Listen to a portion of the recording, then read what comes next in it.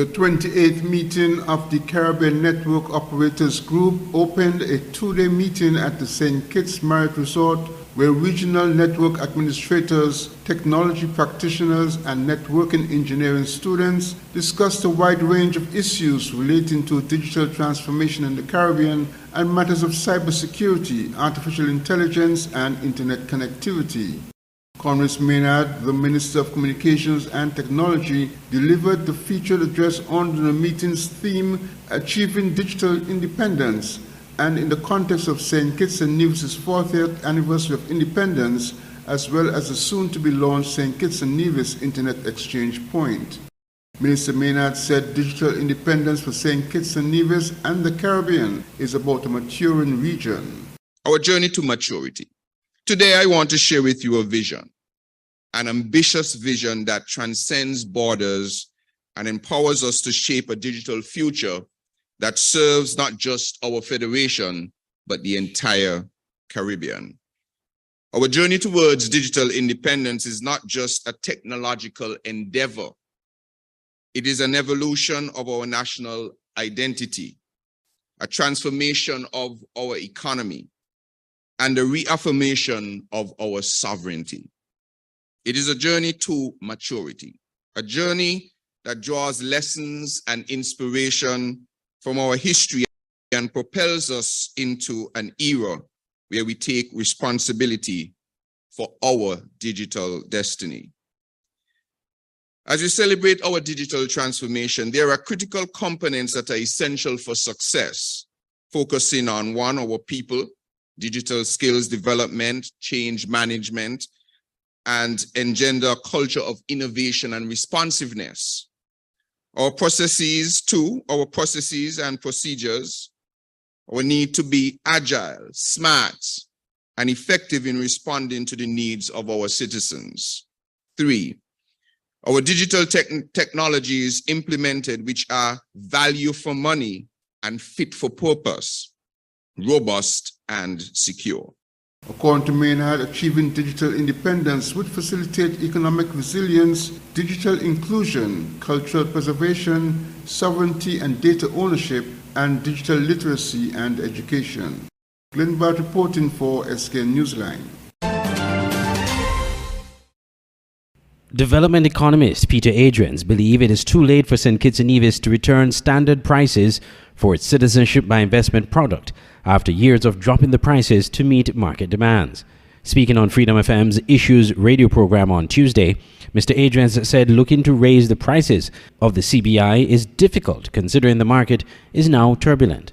Kittian Hill is sold, packaged and sold to the world. It was sold to the world as, if you want, an upmarket. In other words, it is out there for those of luxury. So it carries a certain kind of mind share with it, and therefore it's supposed to attract a certain kind of clientele, and it sets its price. Mm-hmm. So we call that a good of ostentation. Now, if you take Kittian Hill, because you are going through problems, and you begin to sell the room at 100 EC, and all people like me and all dirty food people begin to go up there, we say you have turned it into a giffen product. Giffen product. You can check that in microeconomics. Mm-hmm. Now, you cannot take a giffen products and bring them back to a good of ostentation, because the people that you want to attract, they don't come back to this thing. The economist said St. Kitts and Nevis had a platinum brand of the CBI under the Denzel Douglas administration that refused to drop prices even when the market dictated it. Now, the Douglas took what you call he created a premium brand. Mm-hmm. Now, the lower floor for you to get citizenship was $250,000 into SIDF. Yes. For real estate, $400,000.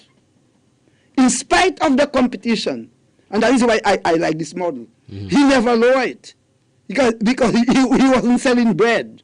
He wasn't selling raw cake. But yet, he was able to make the country an international attraction. And yet, he was able to move that country from a lower middle income to an upper economy. He said that the administrations subsequent to Dr. Denzel Douglas's era, including this administration, is catering to market demands. But if you notice now, from the two other administrations that follow, they have taken a pure market approach. It's simply demand and supply. So, because at one point, look, I have before me there, between 2018 and 2022, the lower floor price for the citizenship was 150,000 and 200,000. Now, this year we are talking about here, there was what I call a hot sale from January to June 2023. And the lower floor was 125,000. And after the European fret and the EU fret, they have now galloped back to the Douglas platform. That's what it was before. But, later on I'll tell you, I think it's too late. In July, the government of St. Kitts and Nevis announced the changes to the CBI program, returning the minimum contribution to become eligible for a passport at $250,000. I'm Andre Huey for SKN Newsline.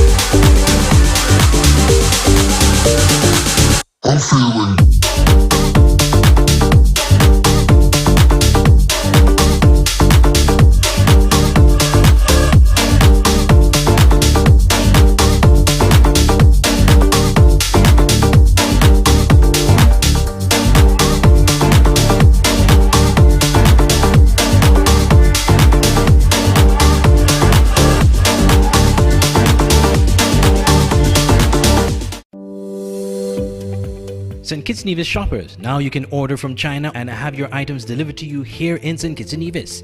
Introducing Channel Links, a shipping and logistics company from St. Martin that is making your ordering from China dreams come true. Channel Links imports top goods and items for vehicles, accessories, consumer electronics, cosmetics, furniture, toys, house supplies, and much more. Ship your items to a Chinese address, and Channel Links will take care of the rest to ship your products to St. Kitts. If you wish to get your items much faster, Channel Links also offers air freight services. So shop on Alibaba, AliExpress, and other Asian shopping sites. Get low affordable prices and get your items shipped to you. Call or WhatsApp Channel Links in St. Martin at 1-721-554-4802, 580-0171, 580-0065, or 580-4834. Or you can email them at contact_us@channel-links.com. Channel Links, your shipping solution.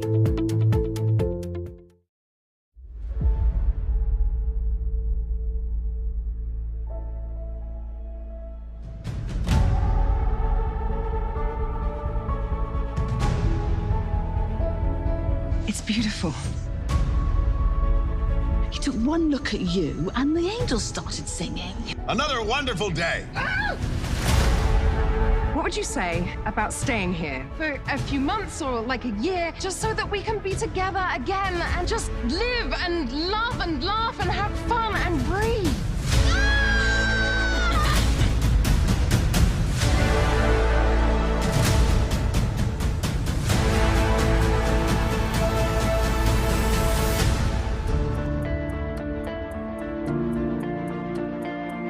Why are you hiding out on a little Caribbean island, singing in a beach bar?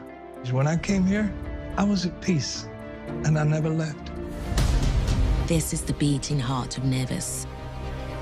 This is what grounds me, what feeds my soul. It's where I found myself. I hope your life here will be full of joy. Love this island, my son. She will give you more than you can imagine.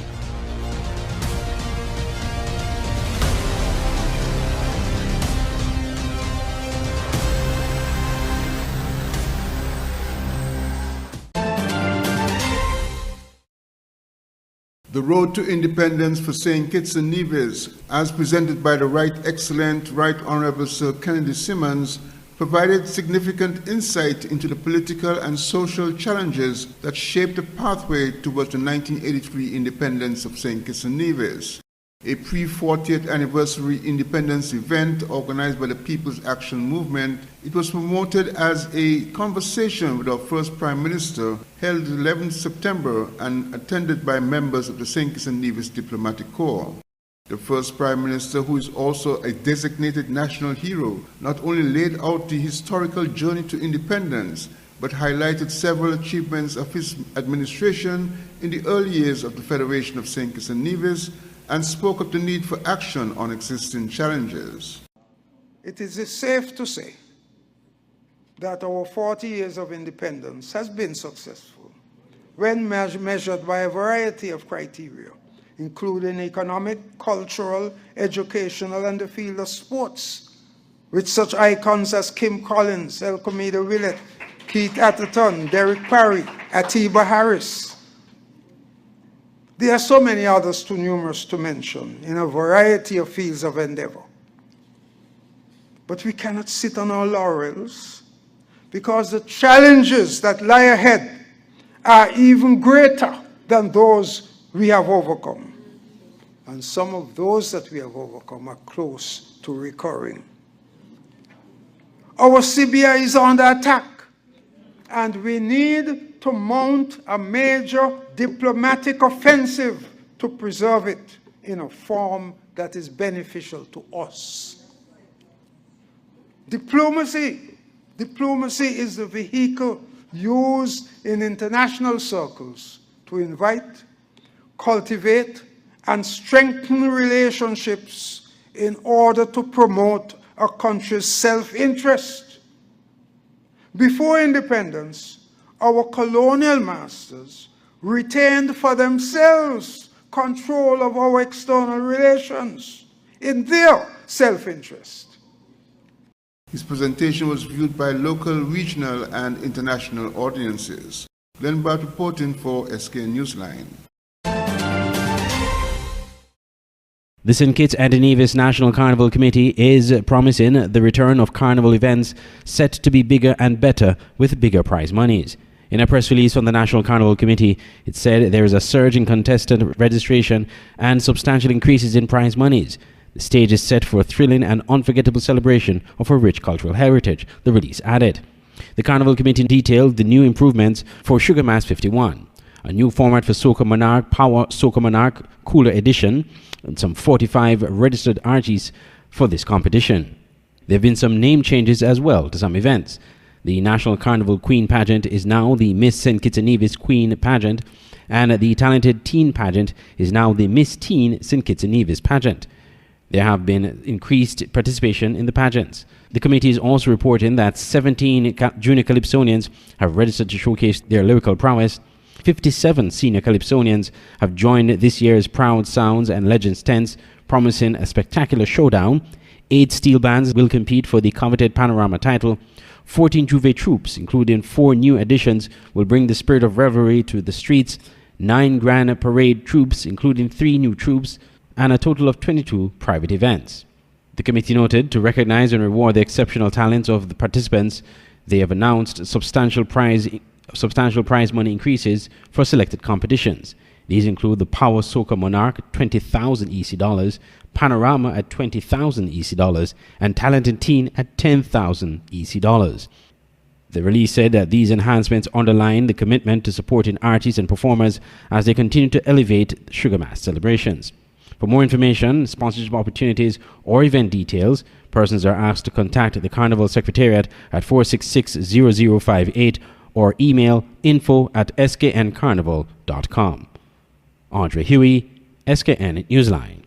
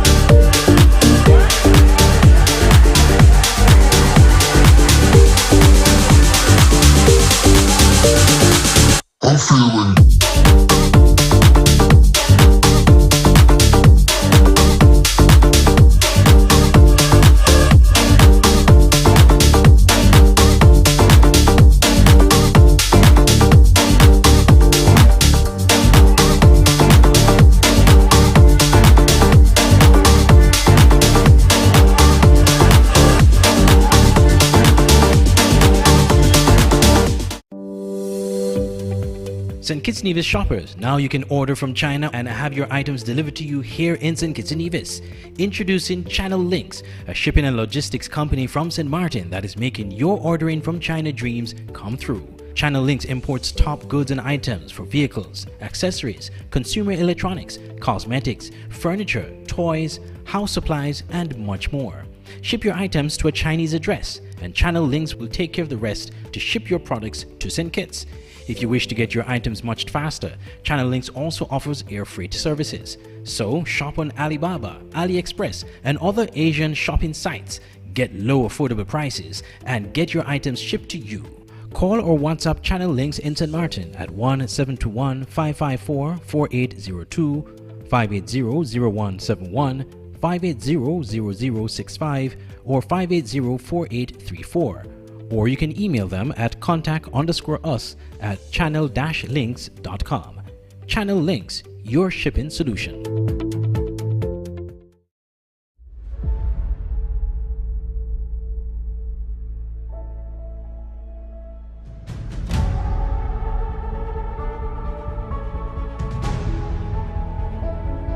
It's beautiful. He took one look at you and the angels started singing. Another wonderful day. Ah! What would you say about staying here for a few months or like a year, just so that we can be together again and just live and love and laugh and have fun and breathe?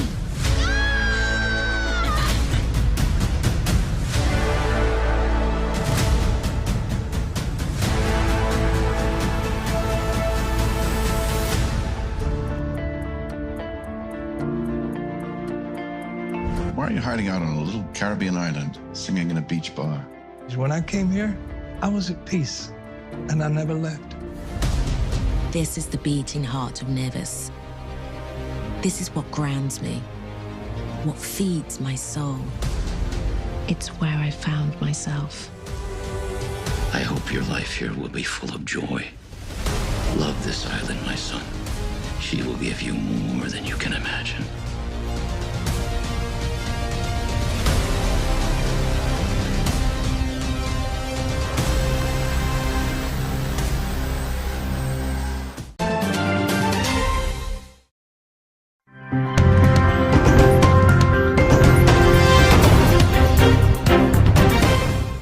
Going to be intimidated. We're not going to be distracted from our job. Our job is to report, assess, comment on the affairs of Lady Jamaica. And no lunatic, is going to have us not do so. Meanwhile, senior reporter Siobhan Campbell and news manager George Davis shared their experiences at the moment the attack was launched on the entity. They were speaking on the Nationwide at 5 discussion program this afternoon. I was sitting at my desk. I heard because the newsroom is quite, forgive me, I'm a whirl of emotions right now, but let me try to get this out.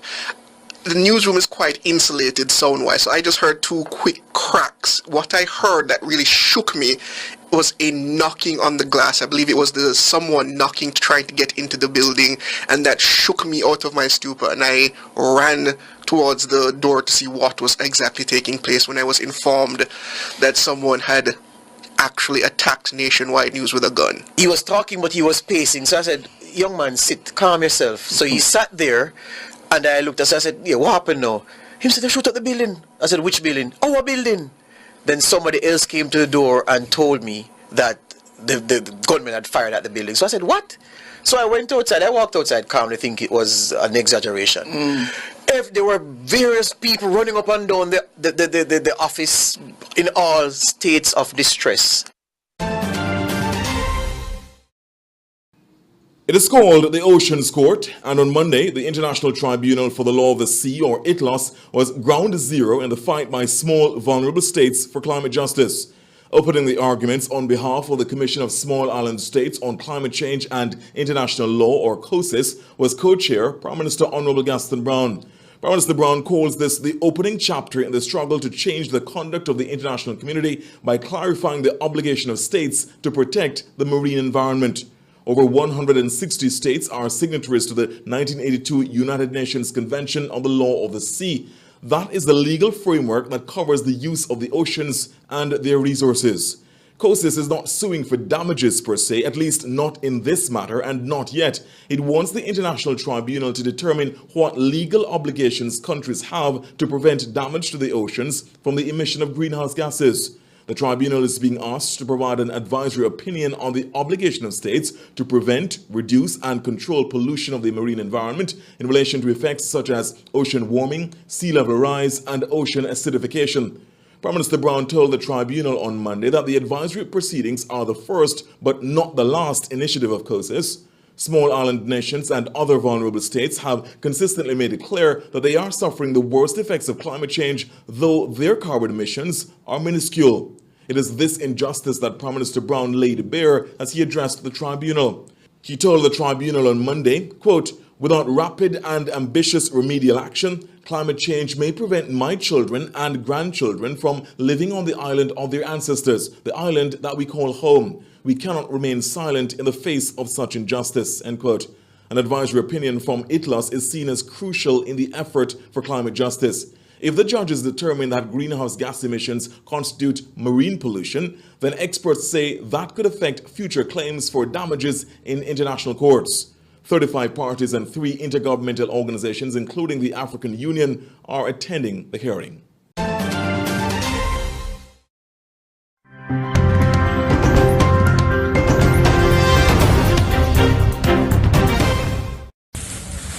A narrow escape and an Airbus A320 in the middle of a Siberian field. The 165 passengers and crew had a nerve-wracking morning as the pilots realized they would not be able to land at their destination. Ural Airlines Flight 1383 took off from Sochi bound for Omsk, but mid-flight, the pilots declared an emergency. Hydraulic systems weren't responding, so they needed a longer runway than the one in Omsk. У нас передняя стойка неуправляемая будет. Крыло 1383 понял. Сообщим Новосибирску, обеспечат вам посадку. Серег, что, серьезно? Да, гидраска зеленая вытекла полностью. Вонючий случай. The stink didn't end there. With landing gear and brake problems, as well as strong headwinds, the pilots realized that heading to Novosibirsk wasn't going to work either. The captain understood that there may not be enough fuel to reach Novosibirsk airport. On a plane, the captain is Lord of the Lords. The captain makes the decisions and bears the responsibility. He chose to land in a field with a chassis released, and he did it successfully. The forced landing damaged the aircraft, but everyone escaped unscathed. There was no panic, and the crew did everything to prevent casualties. I think they're true heroes. And some passengers even said the landing felt softer than on a normal runway. Dmitry Medvedenko, Al Jazeera. A day of national mourning with flags at half-staff. And at the presidential palace, a minute of silence.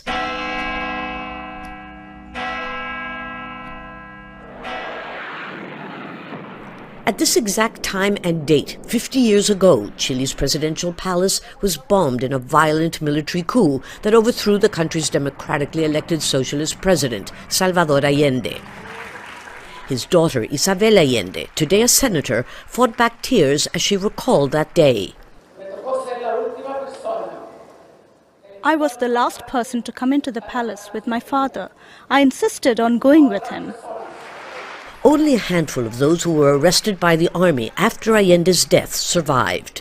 These people are all lining up to see the shoes that former President Salvador Allende was wearing on the day of the military coup. They are here on display in Morandé 80, that's the name of the street, and the door from where his body was taken out after he committed suicide. But this whole area was completely erased under the military dictatorship. They put cement all over it, and it was only restored as a door to the palace when Chile returned to democracy in 1990. Current and former heads of state from Latin America, Europe, and Scandinavia attended the commemoration ceremony. The aim of this commemoration was to underscore the importance of defending democracy and human rights. My father's fingers had been burned to erase his fingerprints. They told us he'd been thrown out of a helicopter, but in fact his body was found 20 years later through DNA testing. Left-wing President Gabriel Boric insisted military takeovers are never justified. That's why we rebel against those who say there was no alternative in 1973. Of course there are alternatives. Tomorrow or the next, when we have conflicts, we'll be able to resolve them with more democracy, not less. But Chile's conservative opposition boycotted the ceremony, underscoring how divisive the coup still is. Some say Chilean dictator Augusto Pinochet saved the country. What about the human rights violations, I ask?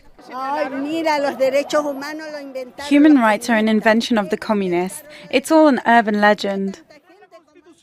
A belief that makes it painfully evident that half a century has not been long enough for Chileans to agree on their history and what to do to heal still open wounds. Lucia Newman, Al Jazeera, Santiago.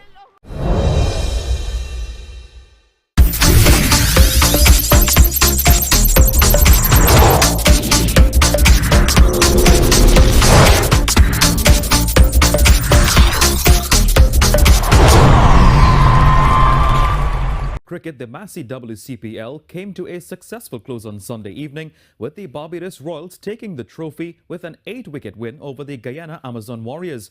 After topping the group stage with 2 wins over the Warriors and 1 win and 1 loss over the previous winners, the Trinbago Knight Riders, the Royals claimed the second ever WCPL title at the Brian Lara Cricket Academy. They were unbeaten at home in Barbados and came to Trinidad having already qualified for the final. The Royals posted 169 for 7, with Captain Matthews top scoring with 82. Shabnam Ismail bagged 4 wickets for 30 runs for the GAW. In response, competition top scorer Sophie Devine was dismissed early. But Charmaine Campbell and Natasha McLean recovered and took the game to the last over. But the Amazon Warriors were eventually restricted to 161 for 8. After the match, Captain Hayley Matthews said her team peaked at the right moment. Pretty fired up at the beginning of the day. Like I said before, obviously looking for some redemption after losing last year. So just really pleased with the team performance. I think the girls stepped up when it really mattered. And yeah, we ended with the trophy in our hands at the end of the day.